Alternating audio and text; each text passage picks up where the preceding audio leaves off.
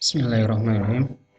Alhamdulillah wassalatu wassalamu ala Rasulillah wa ala alihi wa sahbihi wa ala ma ba'd.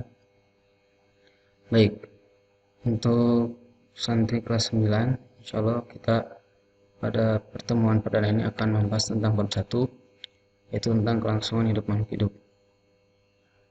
Dari judul seperti itu, bab ini ingin menjelaskan kepada antum bagaimana suatu makhluk hidup tetap bisa berlangsung hidup, dengan kata lain supaya tidak musnah.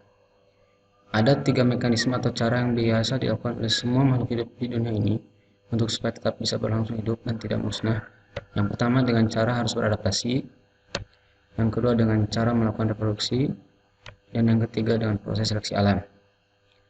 Baik, untuk pertemuan kali ini kita akan lebih menekankan pada poin 1 dulu, adaptasi. Apa itu adaptasi? Adaptasi adalah proses kesesuaian makhluk hidup dengan lingkungannya dan sifatnya diturunkan.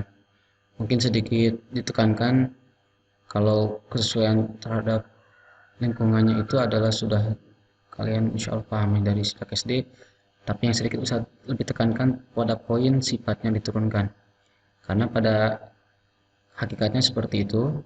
Contoh, ketika kalian saat kepanasan berkeringat, maka suatu saat kalian punya anak kalian kepanasan maka berkeringatan juga, artinya kan sifatnya itu benar-benar diturunkan dari induk kepada anak.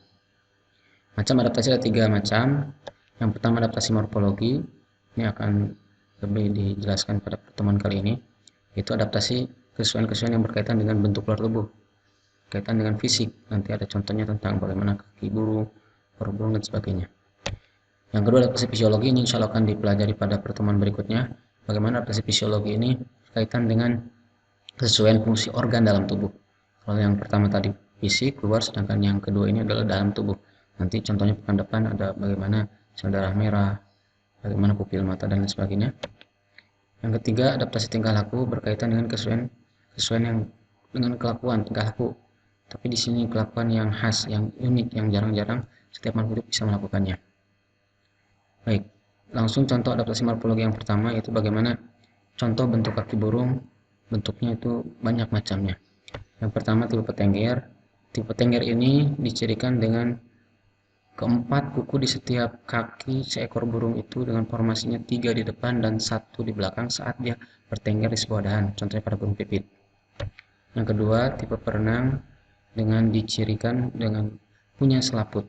Bagaimana selaput tersebut berfungsi saat di habitat air dia pandai berenang, dan saat untuk di habitat lumpur dia tidak tenggelam, contohnya pada bebek. Yang ketiga, tipe pencengkram, memiliki kuku yang runcing dan tajam untuk mengangkat buruannya. Yang berikutnya tipe pemanjat. Tipe pemanjat ini bagaimana kuku yang 4 itu berformasi dengan 2 ke depan dan 2 ke belakang, contoh pada burung pelatuk, sehingga dia saat memanjat pohon dengan kemiringan 90 derajat pun dia tidak jatuh, contoh pada burung pelatuk tadi sudah. Dan yang terakhir tipe pengayuh, contohnya pada ayam. Contoh lainnya dari adaptasi morfologi ini adalah contoh bentuk paruh burung. Kita lihat di tabel tersebut betapa fisik atau bentuk luar paruh burung itu banyak macam. Yang pertama pada itik atau bebek itu bisa dikatakan mirip, tipe paruhnya itu mirip dengan skop. Skop yang tentu saja paruh ini dia melebar. Hal ini untuk bagaimana menghisap lumpur sebanyak-banyaknya dengan harapan banyak ada juga cacing yang dari lumpur yang begitu banyak tersebut. Yang kedua tipe pencabik, yang paling runcing paruhnya. Dan yang berikutnya tipe pemakan biji yang paling pendek, ya, tapi kuat, antara paruh atas dan paruh bawahnya ketemu. Berikutnya untuk tipe pemakan serangga agak panjang paruhnya, dan yang paling panjang adalah tipe pemakan ikan. Bagaimana untuk dia bisa juga menjangkau di sela-sela karang di dasar suatu pantai. Dan yang kalau yang memakan biji-bijian dan cacing, contoh pada ayam itu agak runcing sedikit. Berikutnya contoh daun kalau kaktus itu berupa duri. Kita lihat gambarnya. Bagaimana kaktus ini khas pada tanaman yang hidup di habitat tandus kering atau bahasa ilmiahnya adalah xerophyt. Dengan kondisi di tandus gersang tadi yang sangat air sedikit tersebut, maka dia harus bisa menjaga bagaimana air yang sedikit itu dia simpan dengan cara mereduksi daunnya menjadi sempit, menjadi duri. Karena ini berkaitan dengan penguapan, seperti antum ketahui bahwa di dalam daun ada stomata yang berfungsi untuk penguapan. Maka dengan dia luas permukaan sesempit duri itu, maka stomata sedikit, dan stomata sedikit maka penguapan sedikit, sehingga dia bisa bertahan hidup. Sebaliknya, untuk contoh berikutnya pada tanaman hidrofit, tanaman yang hidup di air baik tenggelam maupun mengapung di atas permukaan, adalah berdaun lebar. Kita lihat pada contoh gambar, salah satu contoh tanaman hidrofit ada pada cengkondok, maka daunnya lebar. Dengan daun lebar maka stomata pun banyak. Stomata banyak tersebut adalah untuk menguapkan air yang banyak tersebut pula, yang karena supaya dia tidak busuk. Contoh berikutnya, berbagai macam tipe bentuk mulut serangga. Tipe yang pertama adalah penghisap dengan ciri lumayan panjang ya saat dia mau menghisap nektar atau madu, karena biasanya nektar atau madu, calon madu tersebut ada di bagian dasar bunga yang perlu jangkauan yang cukup panjang. Tapi saat sedang tidak menghisap maka biasanya dia menggulungkan mulutnya tersebut.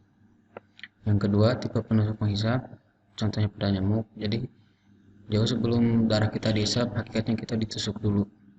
Nah, ini mirip injeksi pada dokter saat menyuntik seorang pasien. Bahkan sebelum disuntik juga memang nyamuk tersebut ada semacam meludah di kulit kita supaya mirip tadi, mirip sebagai obat bius supaya pasien tidak merasakan, sama seperti kita juga tidak merasakan saat ujung-ujungnya dihisap darah kita oleh seekor nyamuk.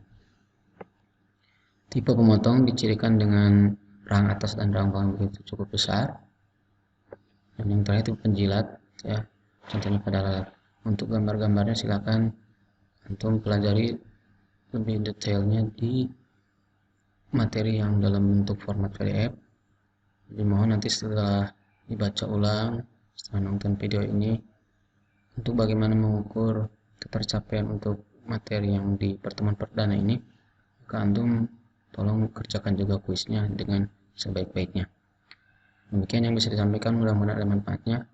Alhamdulillahirabbil Subhanakallahumma wa bihamdika asyhadu an la ilaha illa anta astaghfiruka wa atubu ilaik. Assalamualaikum warahmatullahi wabarakatuh.